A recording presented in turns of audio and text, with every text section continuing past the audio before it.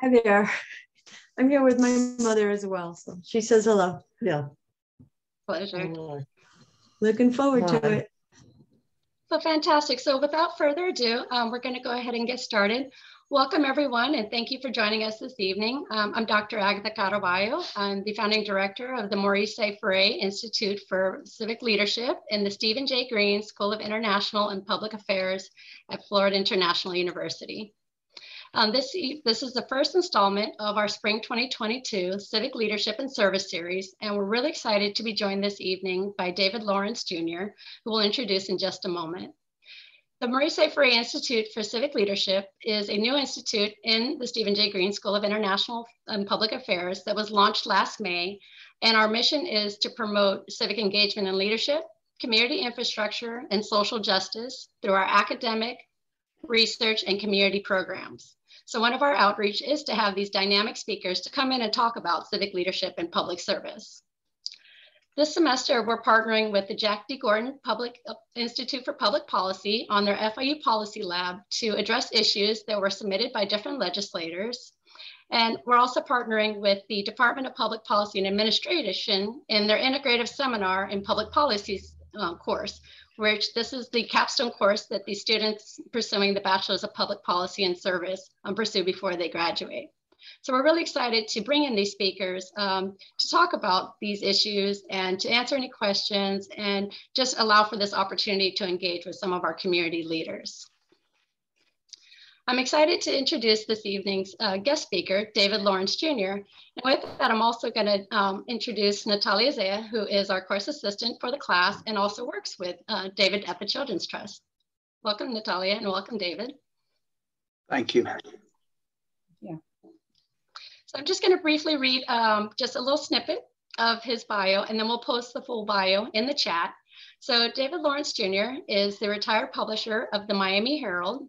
He's also the founder of the Children's Movement of Florida and the chairman of the board for the Children's Trust. Some of you may recognize his name from the K-8 Educational Center right outside of the Biscayne Bay campus. So if you have gone there and the name sounds familiar, he's definitely an icon in this community and is somebody that we're very excited to join us this evening. I actually had the pleasure of having him as a speaker, I guess it was about 6 or 7 years ago for a corporate responsibility summit. So I know that you guys are really in for a treat. It's going to be very interactive this evening. So you will have an opportunity to ask questions. We'll start off with some questions, and then towards the ending, we'll allow you to either raise your hand if you'd like to ask a question on camera, or you can post in the chat and we'll be happy to read the question for you. David, thank you so much again for joining us. Can I fix one thing in the introduction? Yes, please. Sorry. And you know the answer to this, but it just got said wrong. I am not the chair of the Children's Trust. I was the founding chair, and I do not want the present day chair, Ken Hoffman, to feel left out in any way. He's a great guy. Okay, go ahead. My apologies. No problem. Natalia, is there anything that you would like to join? We're going to also, again, just post the full bio in the chat. So if you haven't had the opportunity to read his bio, definitely, it's very extensive. So we're not going to waste too much time going through. Just know that he's a very dynamic member of our community that has made a tremendous impact, not only in the lives of children in Miami-Dade County, but throughout Florida. So would it help, Professor, if I gave a little more in the way of what I think might be significant about myself? Absolutely. I was 80 in 47 days. I am as vigorous as I think I was many, many, many years ago. I'm involved in too much, but I'm not saving my energy for the next world. I live a life and have lived my own life with optimism and idealism, and sometimes that's a bit naive, but you get more done that way. I've been married for 58 years. We have 5 children, 57 to 36. I'm blessed. I play no golf, no tennis. I read at least 2 books a week, mostly history and biographies or books about racism, prejudice, anti-Semitism, etc. because I believe it, quote, can happen again and so forth. So, and I live in the most interesting community in the United States of America. I'm ready. I agree. There's no place like Florida. Well, it's not just Florida, it's particularly Miami or Miami-Dade County, that's absolutely. I'd also say this, because I think it's deeply warranted. When you talk about public service in Miami and beyond, the Ferré family quickly comes to mind. I think they have been treasures in this community. Not only Maurice Ferré, not only the children, an extraordinary partner in Mercedes Ferré. So it is a privilege to talk under this rubric. So thank you. Absolutely. And for those of you that maybe are new to Florida and don't have as much background knowledge about Maurice Ferré. Maurice Ferré was the mayor of Miami during some of its most formative years, a former county commission and state legislator before becoming mayor from 1973 to 1985. During some of Miami's, again, very formative years, very challenging times, but his legacy of civic leadership and service and servant leadership is something that we can only hope to emulate and pass on and inspire the next generation of leaders. Okay, let's have some questions. Awesome. So I'm going to start off with a question specifically related to our civic leadership and public service series. And that does, what does public service mean to you? And how would you define it within the context of the various positions that you've held? Well, I serve on a lot of different boards and places. I am, for instance, a life member of the NAACP and have been for 40 years. I serve on boards that devoted to immigration, to children with special needs, to early childhood. I serve on 2 different university boards. And I have a lifelong challenge is that if you ask me to do something and you give me enough advance warning, I will say yes. I may at some points regret I said yes, but I do say yes. And I try to live my life by what Horace Mann, who was more or less the inventor of American public education, said more than 150 years ago to the graduating class at Antioch College in Ohio, quote, "Be ashamed to die before you have won some battle for humanity." And another name that comes to mind, who is actually a really lousy human being, was the first Henry Ford, who, if you look him up, you'll find that he had a lot of, if you'll pardon this, crap in his soul. But he once said, if you think you can do a thing or think you cannot do a thing, you can. The point being that there is enormous power within each of us to make a difference. And if you think you're a serf, well, you'll probably be a serf. But the great stories in human history are of individuals, some of whose names we don't know, who maybe paid a heck of a price for it, but understood what Frederick Douglass understood 150 plus years ago, which is you don't make any progress without some pushing and shoving. So if you think of social progress throughout history, goodwill is important. But the lesson of history and social progress is it took some shoving, took some pushing. And that could be women's suffrage, which has only came to be 101, 102 years ago, or it could be Medicare, it could be Social Security, it could be gay rights, it could be the civil rights movement and so forth and so on.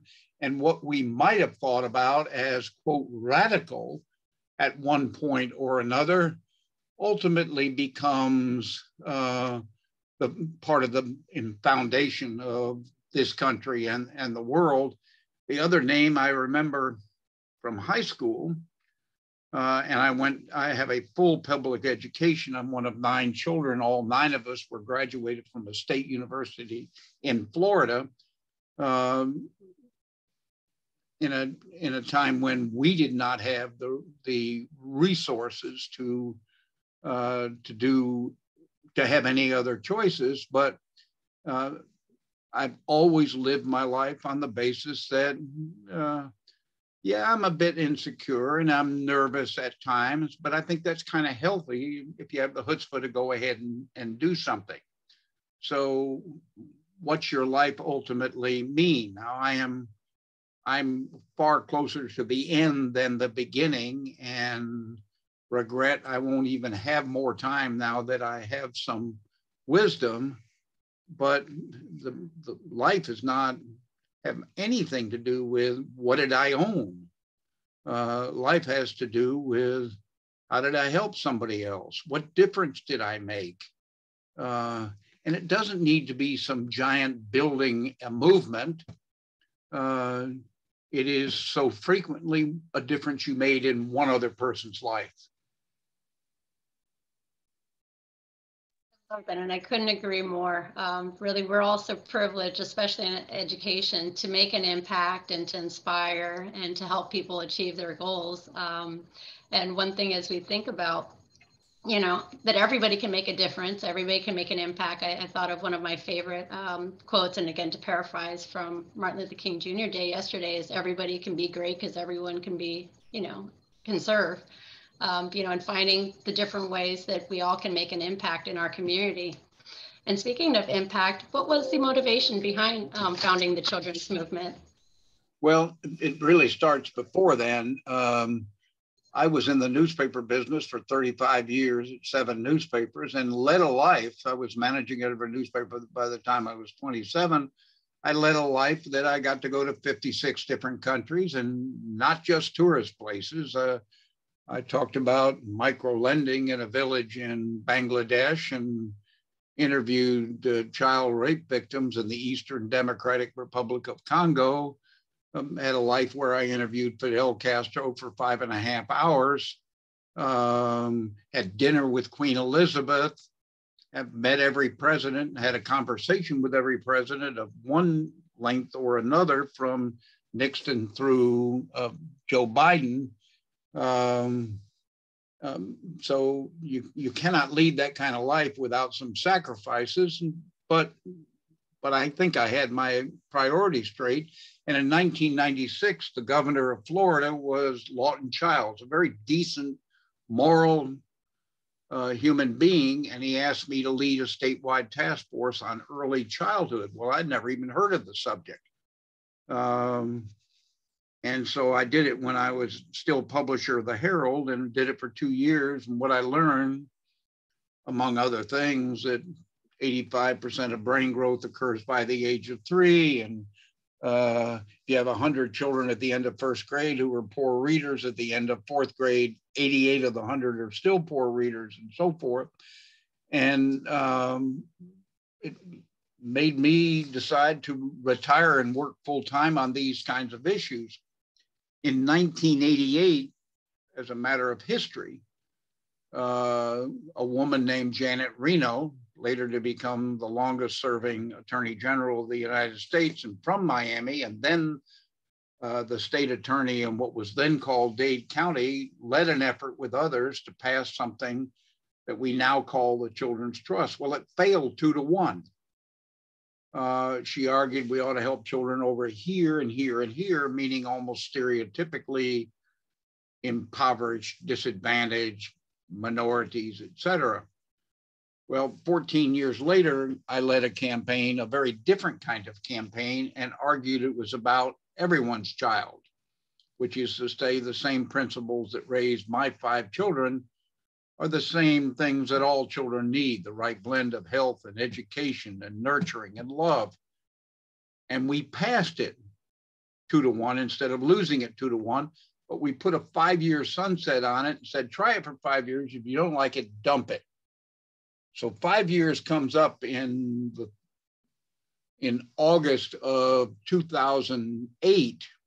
Well, if you remember that time, the Great Recession was going on, and since Miami is a get rich quick place, it's a get poor quick place as well. That's the history of this part of the world. And this time we passed it with 85.4% of the vote. Does that mean that people love children in Miami-Dade, which is itself larger than 16 states in the union? than they did in 1988. Well, that couldn't be possible. It's called the Children's Trust because trust is the great issue in Miami-Dade, in Florida, and for that matter, the United States of America. And do I trust you to spend my money, and it is other people's money? And that now throws off this very year somewhere north of $170 million in one American county. And think of the difference you can make in higher quality after school care, higher quality early learning and childcare, or programs that attempt to break the cycle of inmates in turn having children who will be inmates. Likewise, I work with Mayor Pinellas to pass pre-K for 4-year-olds. We were only the 3rd state in the country to do this. And we argued that this was something should be available to every child in the state. And there are now 150,000 plus 4-year-olds in the program. A movement, from my definition, is about everyone. So I will frequently ask an audience, what was the civil rights movement about? And invariably I'll get an answer, well, it was about minorities, Black people, African Americans, et cetera. I said, no, you got it all wrong. It's about an American sense of equity for everyone. And that was the principle that you can't build a movement based on those people or those children. You need to build a movement based on us and ours, all of us. So iconic, to say the least. And it's amazing to hear how all of these leaders, including yourself, were able to come through and have such a tremendous impact and a legacy that impacts just hundreds of thousands of children and will, eventually millions, for years and years to come. So I definitely applaud you for that. And I mean, it's incredible to see that with, again, it's also the framing, and as we kind of know, sometimes it's how things are presented to the public and whether or not they'll be able to get that buy-in. Well, that's an important point because I come from journalism and it's about storytelling. And it's about telling stories. Stories about what you would want for your own family, for your own children. And how does somebody else's family relate to my own or yours? And we have much more in common than so many people realize. Speaking of which, as your role as the former publisher of the Miami Herald, what do you see as the media's role in as a government watchdog, if you will, and their role in public accountability and transparency? Well, I'm not a terribly optimistic human being at this point about what's going on. I think most of print journalism, particularly in newspapers, has been shredded. I think there is going to come a time when maybe I won't be alive, but it won't be that long from now, when the only newspapers I'm pretty sure will deliver a newspaper every day are called the New York Times, the Washington Post, and the Wall Street Journal. I still get the New York Times and the Miami Herald on my doorstep, as it were, 7 days a week, although the Herald now it's only 6 days a week in print. I get the Wall Street Journal on Saturday. I look at a lot of apps. I read Politico, I read Axios, et cetera. So this is the world of information. But the reality is that people now see 2 things on an iPhone. Oh, I know what's going on in America or in my own community. What do I most want from the Herald, for instance? I don't need so much coverage about Afghanistan or Syria or tsunamis. I can get that a bunch of places. What I want to know is who's doing what, and negative and positive in my own community. That's what I depend on. And I think there is, in its own way, more bias than has ever been in my lifetime. And I, for instance, pay a lot of money to get the New York Times, but I see its bias. It's quite obvious in my estimation. The bias can be not just an editorial page bias, it can be how things are written, how they're, quote, played, unquote, in the newspaper and whatever else. And I grew up in a time when I can remember when there were 4 network stations. And I'll bet that no one on this call knows number 4. You know ABC, CBS, and NBC, but there was a network called Dumont, D-U-M-O-N-T, way in the early days of television. So we all watched, to some degree, the evening news. And an informed citizen, in my estimation, got his or her news from a number of different places and made up his or her own mind about whatever, and then went and voted. We now live in a world where she's an MSNBC person and he's a Fox person. That's not helpful for society. I'm looking for sober-sided news coverage, not from just one place, but that this place, and then I can make up my own mind. Is there fake news, false news? I'm on Twitter, Instagram, Facebook. I see all kinds of sophisticated sorts of things that are actually in error or deliberately false. And I'm more worried about this republic than I ever have been. It's very tribal. I believe we need to be somewhere toward the center. I believe we need to make room respectfully for all 330 million American people. We're not going to get there because some people hate other people. So I'm not talking about the far left or the far right. I'm talking about both of them. Definitely. Okay. That's related to this, and I think you touched upon it, Dave, but in the chat we have someone had written, has journalism lost its objectivity in favor of political bias? Is there anything else you want to So I have for years and years and years spoken on the subject, and I have asked audiences of varying sizes, how many of you consider yourself objective in this room? And I'm talking about going back decades.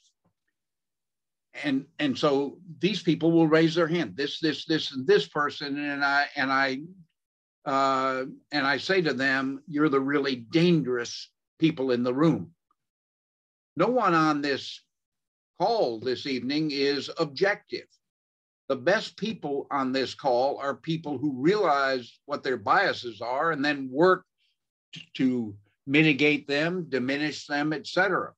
So it's all based on who was mom and who was dad. Did we have both mom and dad? What did we read? Where did we go to school? What was the faith component of our lives and so forth? Whom did we spend time with? And realizing your bias is the path to salvation, and then working hard to make sure that they don't diminish the pursuit of integrity. I worry deeply about people who think they have found the truth. I think that is a lifelong pursuit. And the fact that you have gotten facts doesn't mean you have the truth. Well, which facts did you use? What's the headline? What's the picture with it? How is it displayed in the newspaper or on television? What's the quote lead story and so forth? There's bias all over. There's always been bias. But now I think there is quite deliberate bias.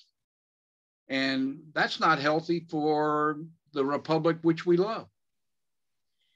Also, another question that's in the chat, that when you're speaking about division and this what's happening in media, this was an interesting one. Chloe Little in the chat wrote, today I came across an opinion editorial published by Al Jazeera that insists that the United States is on the brink of another uncivil war, another civil war with un in parentheses. I would love to hear Mr. Lawrence's perspective on this proclamation. Well, an intelligent person is getting information from a bunch of different places. And so I don't see it regularly, but I'm interested in what Al Jazeera covers.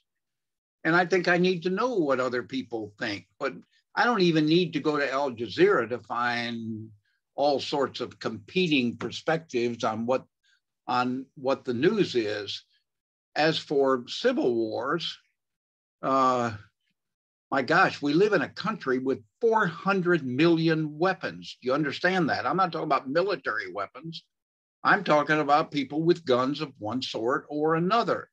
You saw what was attempted to happen at a synagogue in Texas the other day.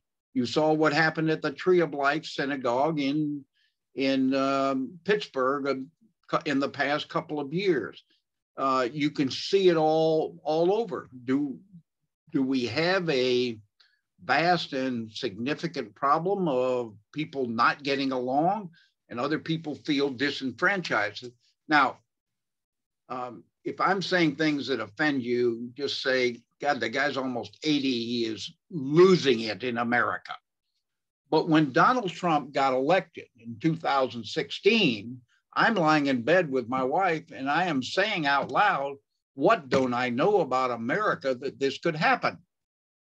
And I've come to believe there are an enormous number of people who feel angry, disenfranchised, out of the loop.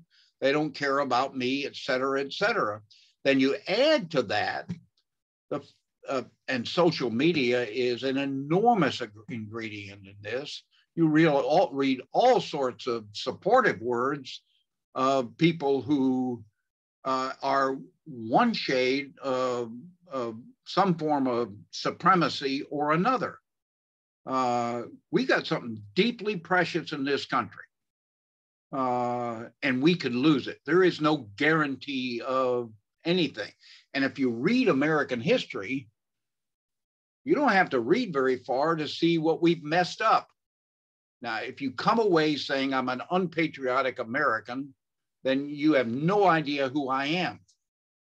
But look at what happened in 1953 in Iran. Look what happened in 1954 in Guatemala.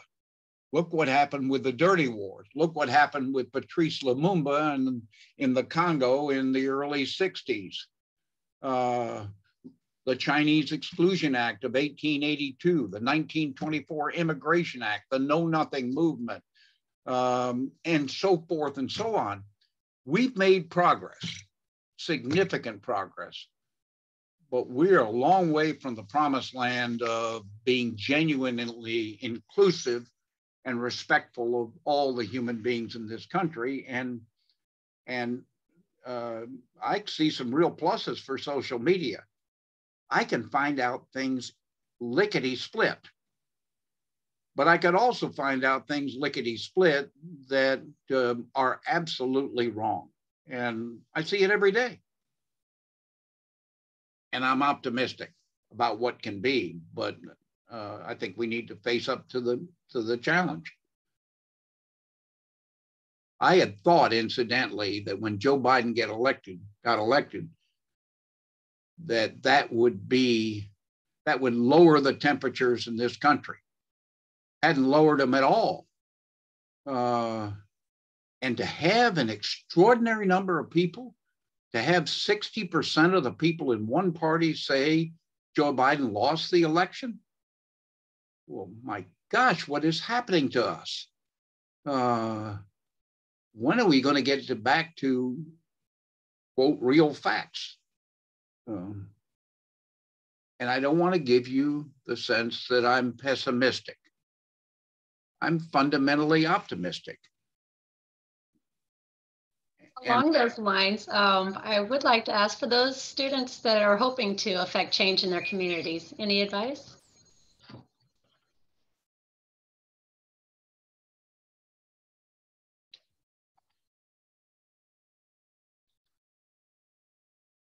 Do you have any questions for students or just community members who are hoping to make an impact or positive change in their communities? Well, I fundamentally think that there is such power in the individual, but I want people to really learn and really read and be a lifelong reader. So students are in classrooms or on Zoom classrooms, and you have things to read and various obligations. What are you going to do about learning when you're decades from now? One of the greatest joys of my life is learning. Einstein talked about when you stop learning, you start dying. There's such a joy, and all the students on here, all of us, frankly, are going to make a difference partly by understanding how to build relationships. I've never wanted any of our 5 children to be too good looking or too smart or too charismatic, because they would try to get by on those gifts. I want them to understand how to be a lifelong learner, how to believe in themselves, how to make a difference in their own community and their country. I have someone I mentor and have for almost 7 years. He's 17 years old now. He's been shot on 2 different occasions, been shot a total of 3 times. He loves sports, and at one point he was just planning to go, hope he'd go to the NBA. Well, there are only 450 people dribbling the ball in the NBA, and that's probably not going to happen. And I said, pretend you're at a White House state dinner. I said, I've been to a couple of those. You're seated between a famous United States senator and a famous author. What the hell are you going to talk about? Because it turns out that they have never heard of LeBron James or Dwayne Wade or whatever. I have a lot of conversations with people on the basis of how do you connect with people? If I've been to Auschwitz, which I have with a Mengele twin, I can have a certain kind of conversation. If I've talked to Muhammad Yunus about micro-lending, which I have, I sort of understand that. Every country I go to, I read literature. I read geopolitics. I understand the geography. So I can ask good questions when I can. A real lifelong learner building relationships is going to have an extraordinary life given to other folks. If you go back to Maurice Ferré, just as one example, here's a man who read deeply all his life. And when he ran for X or Y or Z, and he ran for a number of things during his lifetime, he was able to talk on any level. And I think people are privileged to learn. So I don't want to get into deep trouble in this conversation, but there is such a thing, for instance, as white privilege. I grew up on a farm which went broke. I'm one of 9 children. I can remember butter and sugar sandwiches, which I do not think is on any health list, including in my childhood. But I've been more blessed than most. I don't consider myself rich, but I'm well off. I've been able to take advantage of education in the United States of America. I've never had to worry, what does this mean, the skin color? I've never been racially profiled as far as I know. I need to face, for this country to make progress, genuine progress, and overcome pain and predilection of one sort or another. You need to confront yourself. You'll never make enough progress until you confront yourself. And that's what learning is all about. If I can piggyback on that, I have a couple of questions regarding reading in the chat. One question was, what are 3 books that Mr. Lawrence would recommend to students considering a career in civil rights? Is Isabel Wilkerson's Caste one of them? The answer is Isabel Wilkerson's Caste is one of them. When I went to Detroit, remember, many of the people here won't know this, but the newspaper business was once a very powerful business. So I was in Detroit. We had several 100,000 circulation, but when I went there in 1978, We had 4 minority professionals on the staff in a majority Black city. By the time I left, 11 years later, we had the highest percentage of minority professionals of any urban newspaper in America.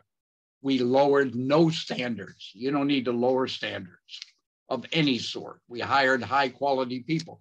One of the quality people we hired in her first real newspaper job was a woman named Isabel Wilkerson, who later wrote The Warmth of Other Suns, which is an important, engaging book. And she wrote the book Caste, which is about racism through the prism of Black and white in America, Nazi Germany and the Jews, and India and the Dalits, or the quote untouchables, close book. A very important book, a very different way to look at the subject. Another book I'd recommend to you that I read recently was the 1619 Project. Been very controversial, but it's an important book and well worth reading, and you don't need to agree with everything. Or recently I read a book called The Last King of America, The Misunderstood Reign of George III. Well, if you read the Declaration of Independence, you see the opening words written by Thomas Jefferson with some editing, and then you see a bill of indictment of King George III. So if you grow up in America, you learn hateful guy, bad guy, did us wrong, etc. Well, there's a wonderful new biography of King George by Andrew Roberts, who not long before wrote the best 1-volume biography of recent years of Winston Churchill. Turns out that King George was actually a pretty good guy with pretty good attitudes. I need to learn a whole bunch of different kinds of things, and I get much of my joy from learning and connecting with other people. I host a book group in my home for people in their 20s, 30s, and 40s. 25 people meet in this room because I want them to understand history. So one of the books we read is by Volker Ulrich, a German, translated. And there were 2 volumes. This first volume, it's about 750 pages. It's called Hitler Ascent, 1889, 1939, first 50 years of his life. What did I want people to learn? That Hitler came to power legally. It wasn't the stormtroopers who brought him in. Came to power legally. The business community said, well, he's better than the communists. And we can control him. Well, they couldn't control him. And 60 million people died in World War II. I want people to understand, how did history come to be, so we don't have to repeat these kinds of mistakes. And we are in real peril of repeating mistakes. And I want to thank Chloe Little for her question. She's one of our Ferré Institute fellows and actually the chair of our communications committee. So thank you, Chloe. We're going to move on to another question. And actually, I'm going to move to Angela Mott and allow her to ask her question to you. Do I get to see her picture?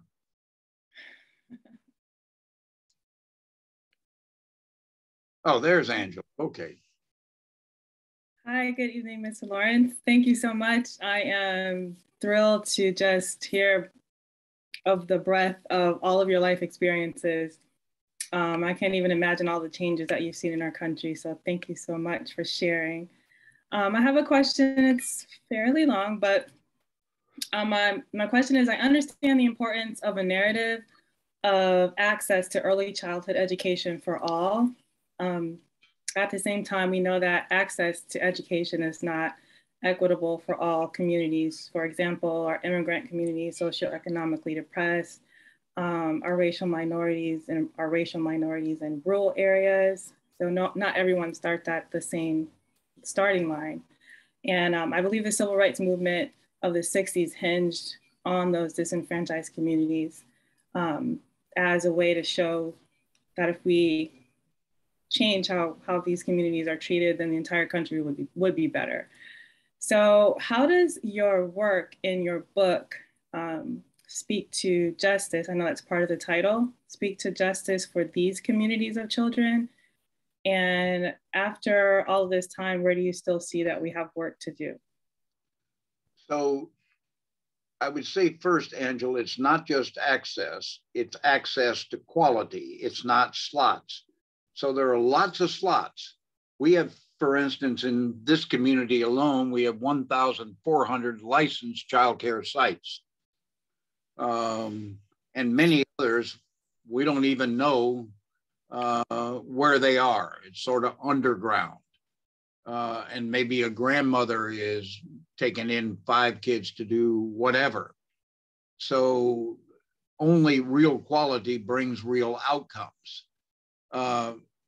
Childcare is a deeply challenged business economically. And in fact, what has happened during the pandemic is an extraordinary number of childcare sites and centers have closed. There is enormous attention to this issue in a way that it wasn't true just a relatively few years ago. When I started in the end of the 90s, there were 17 licensed 17 accredited childcare centers in this community. Accreditation means you have some emblem that you've earned that it is of higher quality. Well, that 17 is now 500. So I'm not telling you that miracles have been done in a day or a week or a year, but progress has been made. One of the challenges here is for people to know, well, what is quality? And most people, I see it in my own children who have children. They're all college educated. And they have children, 3 children with children. And what people tend to look for is, what does it cost? How close is it to my home or work? And will my child be safe at the end of the day? Those are all legitimate questions. But how do I know it's a stimulating environment? That's where, among other things, accreditation comes in. There's just far more emphasis now on it. But I am not telling you, Angela, that we are right on top of the promised land, because we are not. Frankly, this community, I've spoken in more than half the states in the past years. I don't know if you realize what a big deal the Children's Trust is. It's enormous. So when I've spoken in Fresno, California, or St. Paul, Minnesota, et cetera, wow, you can do that in Miami? And they're not quite sure that Miami is a part of the United States of America frequently. I'm being slightly facetious here, and I want you to take it in that spirit. So we've made a lot of progress, but progress is mostly evolutionary, not revolutionary. We built a stronger foundation. We have far more parents knowing and asking about quality. I had lunch yesterday with somebody who's got 2 very young children. And she's smart, college educated, has a good career, and she doesn't like her childcare facility at all. She's in Palm Beach County. So she came to me, and one of the questions is, how do I find out? Well, I'm connecting her with somebody. But you got to know enough to know that some of this is really good and some not so good. And so part of it's one by one, and part of it is much larger. Awesome, thank you. Our next question comes from Marja Estrada. Maybe. Hi, hello. Hi. I would like to ask your opinion on a matter of where our society is being driven, given the circumstances, the socio-political circumstances that we're living. Would you say that aside from the lack of inclusivity and tolerance our history has presented over and over again, Another issue affecting the current socio-political situation in the USA could be a lack of proper civil and academic education. And I say this because I've noticed that, in my opinion, there is a lack of knowledge about our country's history. As you were saying before, I think it's important that all of us get familiar with what mistakes we have made before so that we can avoid continue making them. And I think a lot of people don't understand everything that had happened in our country's history. So we just say that I am correct to assume that we actually need to work more into learning history and how to First of all, Mara, how do you pronounce your name? Marja. M-A-R, I have J in front of me. M-A-R-J-A, and you pronounce it what? Marja. Oh, Marja, okay. Where are you from? I'm originally Cuban. Okay, and how old were you when you came to this country? Not that long ago. I was 25. I'm 31. Well, your English is getting damn good, just so you know. So you ought to be proud of yourself.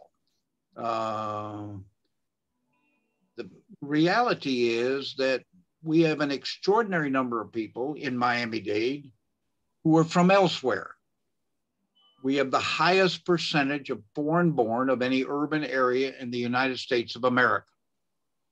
And while there are an extraordinary number of Cubans, the Cubans are only half of the Hispanic population here. So there are huge blocks of Nicaraguans and Colombians, et cetera. And no community, as you know, is monolithic. So I grew up in a time when on the top of the blackboard, they don't have blackboards anymore, there were pictures of Washington and Lincoln. So I grew up and I had a strong sense of history and of my own community, my state, my nation. We have an extraordinary number of people who might come from Cuba or El Salvador or Haiti or Jamaica or Guyana or China or whatever else.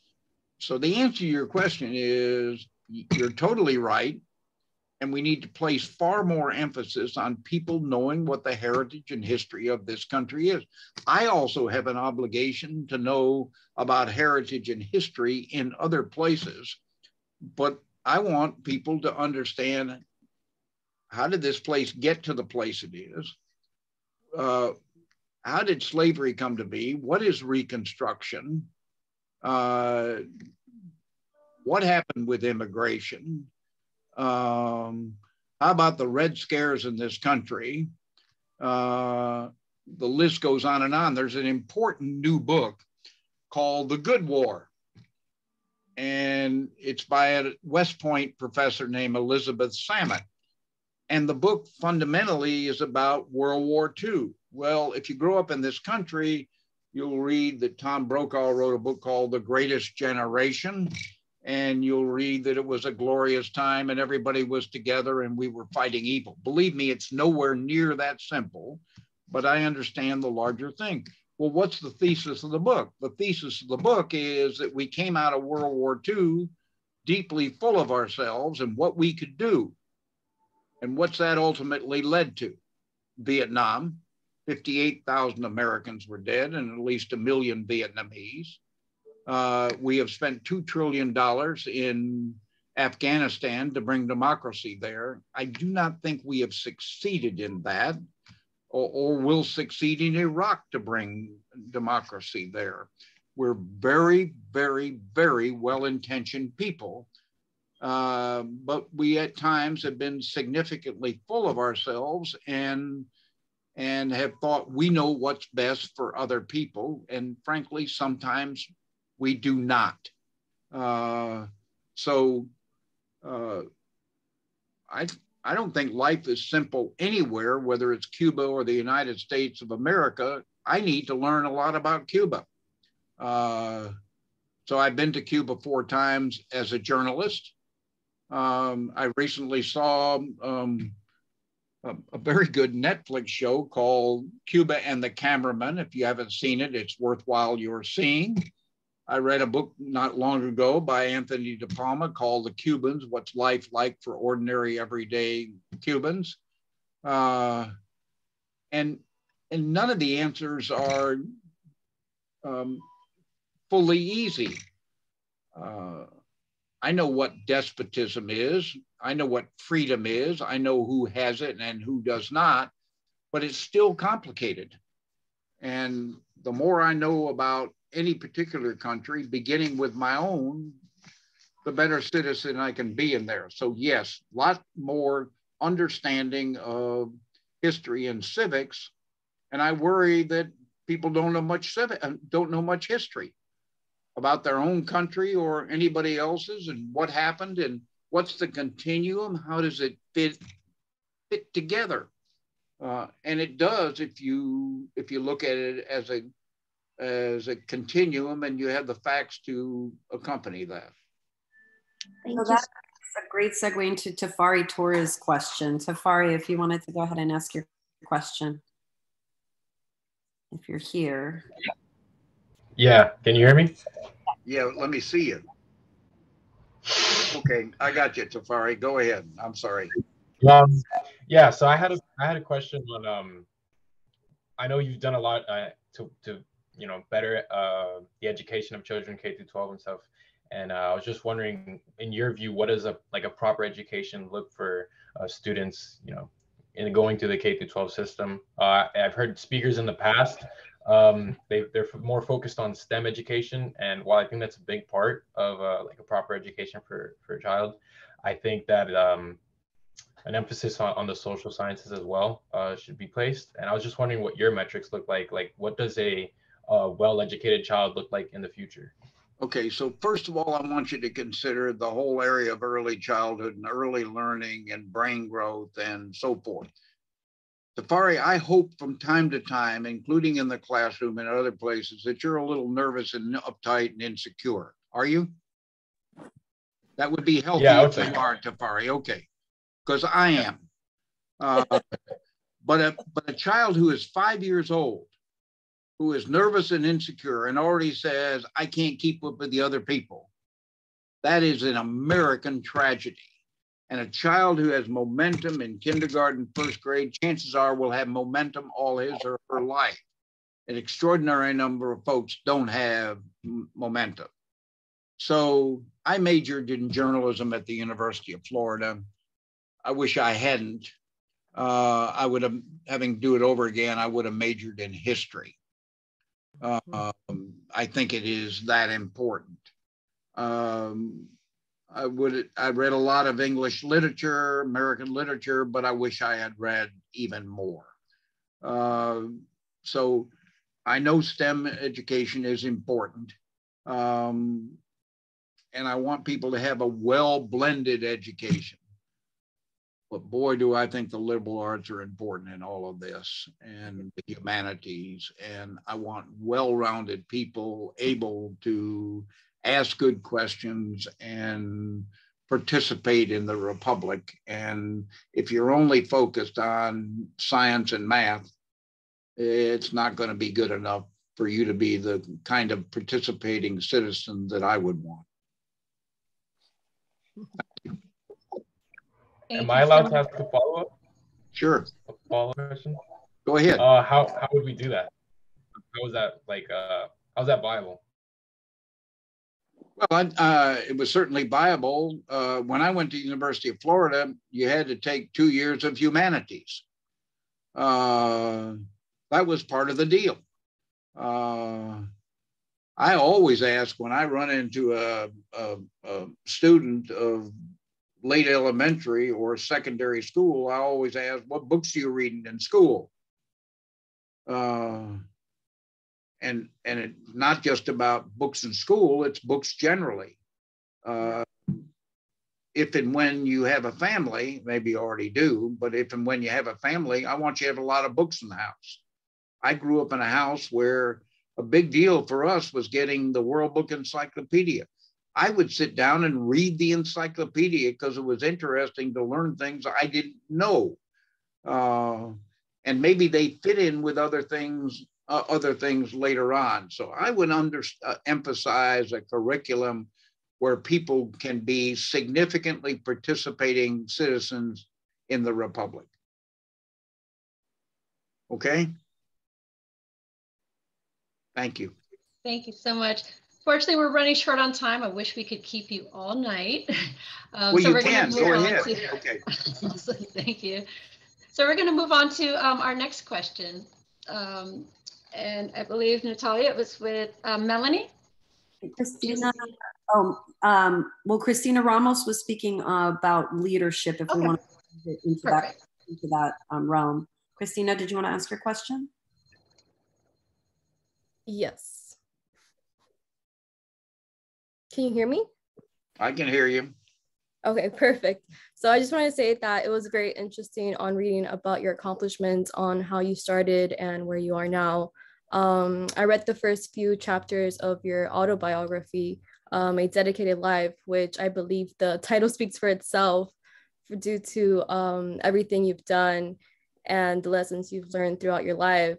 I think it's great how your story has everything to do with kids, but getting to the questions, how do you think, or what are the best ways that leaders can support other leaders, whether within the same organization or different organizations? And what are your other methods for inspiring others and guaranteeing that you remain inspired by the mission of the organization? So my father always used to worry that I was going to try to save the world. and he, of course, was right. I'm not going to save the world. But I got a big opportunity, as you do, Christina, to make a huge difference in other people's lives and to set a good example. What would I want for you? I'd want you in your own way to set a good example. How you care about people, what difference you make for other people. I had a long conversation with a young man this morning, a wonderful young man, and he's 31 years old. He's married. He's from Granada, Nicaragua. He has a 2.5-year-old child. He makes $15 an hour. His wife makes $13 an hour. He deeply wants to be a pilot. And you better seize the opportunity when it is anywhere near close. So we ended up in a conversation with that and agreement to meet subsequently to find out how he would find that path. And that's the opportunity you have one by one with other people who you may not even notice the effect you have on them. I'd want you to be the kind of person who celebrates other people, thanks other people. One of the stories I tell in the book is about my father dying. I was very close to my father. I went into the same business he did, which was the newspaper business. He's dying and in the hospital room, and I lean down to kiss him because I have to go back to Detroit. He's in Tallahassee. And he said to me, my mother is there as well, I want you to know how proud your mother and I are of you. What did I want him to say? I wanted him to say, I love you. Spend more time telling people you love them. It's not a management technique. I'm not asking you to be faking and to be false, but people need love. They need to be wanted, needed, fulfilled. And life can go rather suddenly. Last week, I'm in a conversation with somebody on the West Coast about early childhood. What do I know? By the end of this week, the person who seemingly had no health problems of which I'm aware is suddenly dead. You can't get through life without substantial pain, and how you handle that pain is going to tell yourself what sort of person you are. Everything that I talk about is simple. It's not complex. all the important things are simple. The values you got from your mom and dad, they're going to stand you in good stead all your life, if in fact your parents had great values. So your life is about setting an example, doing things that other people say, wow, that's very special. Or one person says, my life has changed because of that. That's where the true joy in life comes about. Yeah. Fantastic. I want to remind everyone that if you haven't used the reactions, feel free to use applause and hearts and other emojis. I think we just have time for one last comment question, and I'll refer to you, Natalia.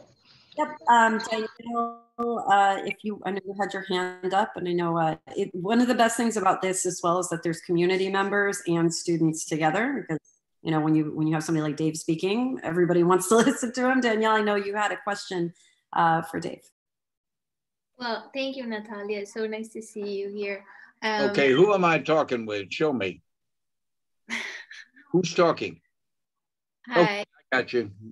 How are you, Dr. Lawrence? So I just wanted to say thank you for Miss Caraballo and Natalia and doing these things with an amazing, inspiring leader who intrinsically values children.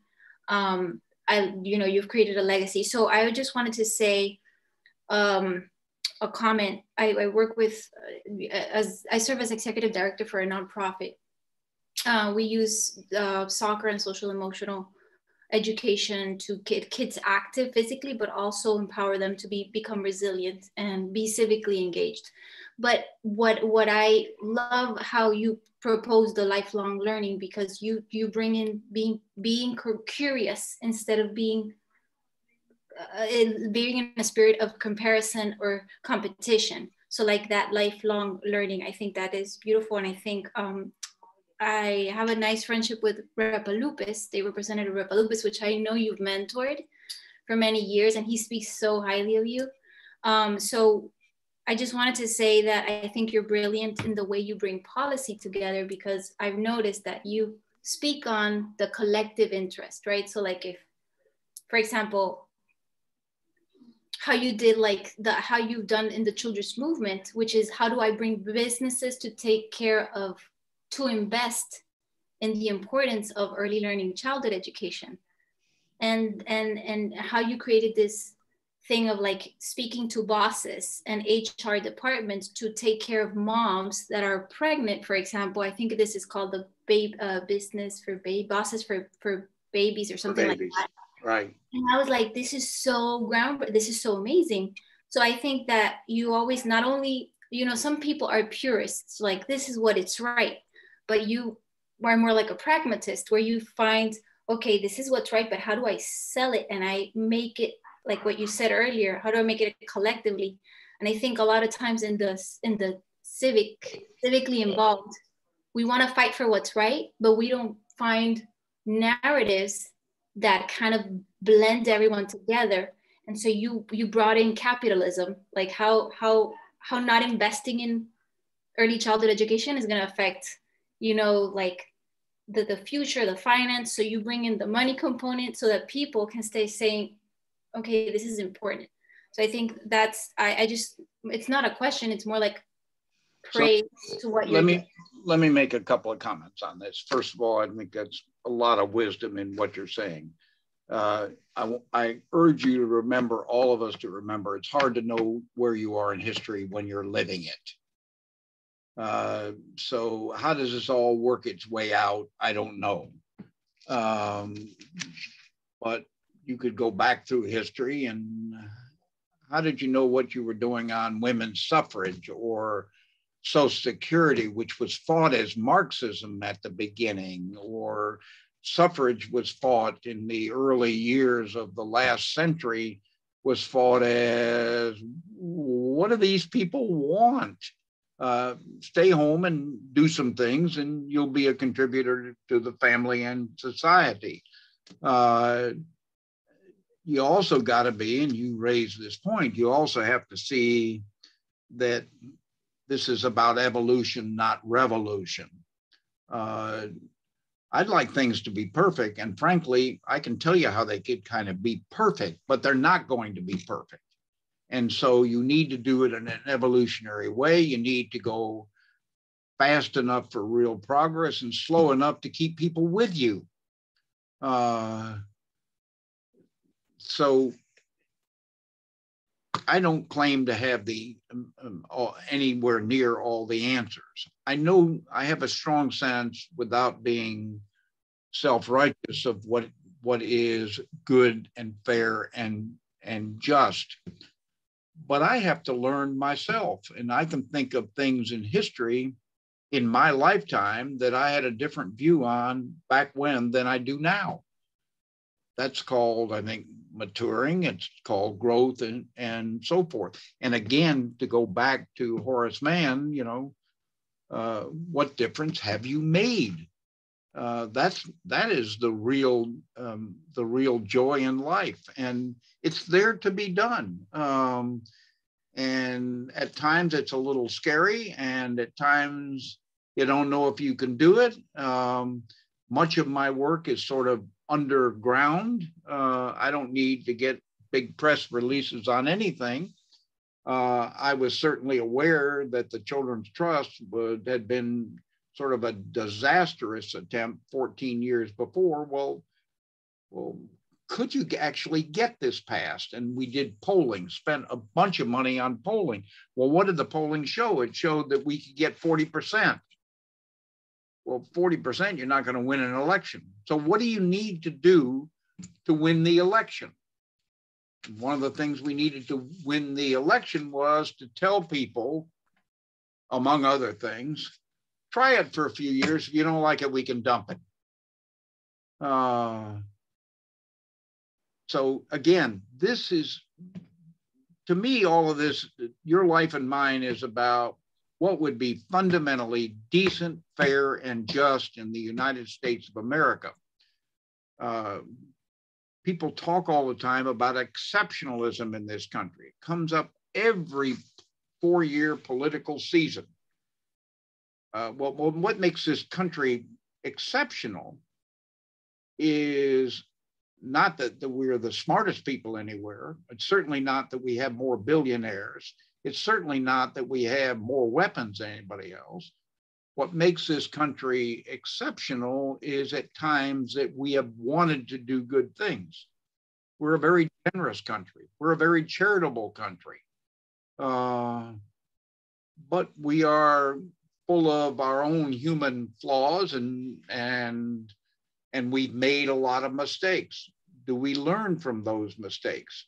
How actually do we overcome racism? We've made progress, but I cannot believe that Dr. King would say, who died in 1968, I cannot believe that he would say 50 plus years later, oh, wow, look at all the progress America has made.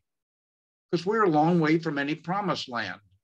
But I'm going to lead my whole life thinking we can make progress getting there.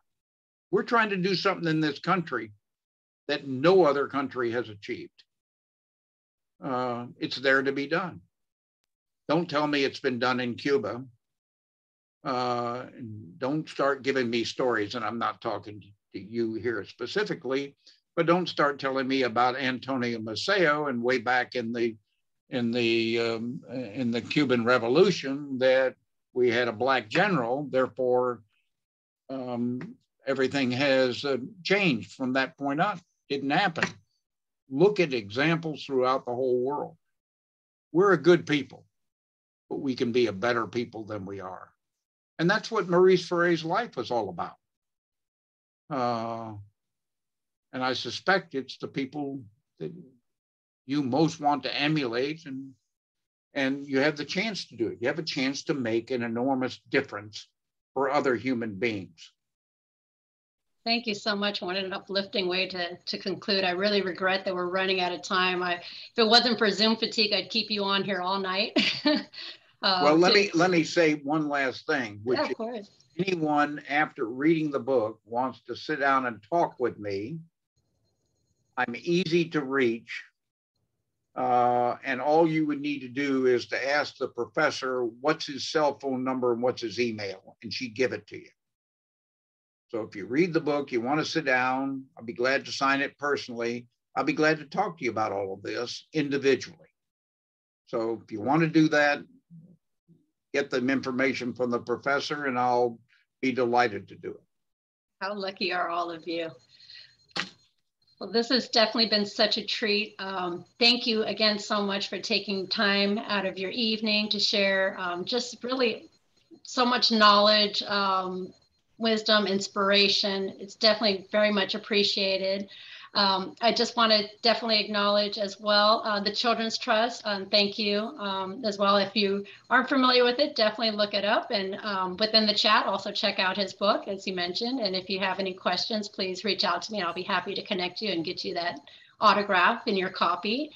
Also want to thank the Jack D. Gordon Institute for Public Policy and the Department of Public Policy and Administration. I'm posting in the chat a link to the Ferré Institute. Please connect with us and reach out if you have any questions or concerns. We're looking forward to our upcoming speaker series and just want to thank you again for your time. I hope everyone, if you have the reactions, please join me in a round of applause and thanking again Mr. Lawrence for his time. Thank you. And Dave, if you could stay on for just a beat, I just know that the professor and I just wanted to touch base. I'll be glad to.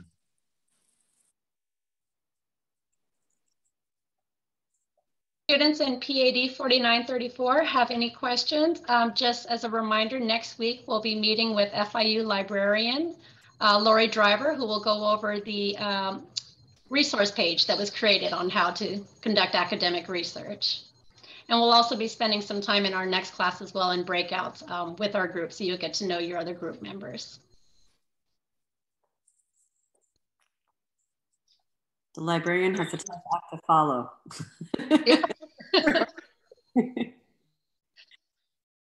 Absolutely. Thank you so much, Professor Caraballo and Natalia and David. This was a very, very inspiring lecture. I think I speak on behalf of everyone. Thank you so much. And thank you for your great questions.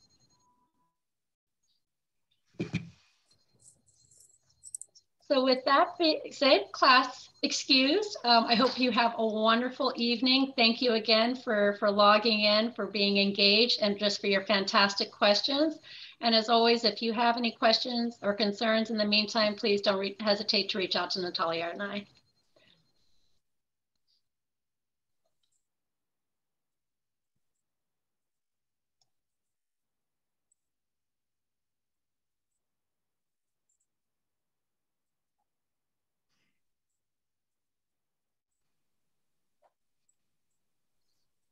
And thank you again to everyone for joining us this evening. I'm going to stop recording at this point.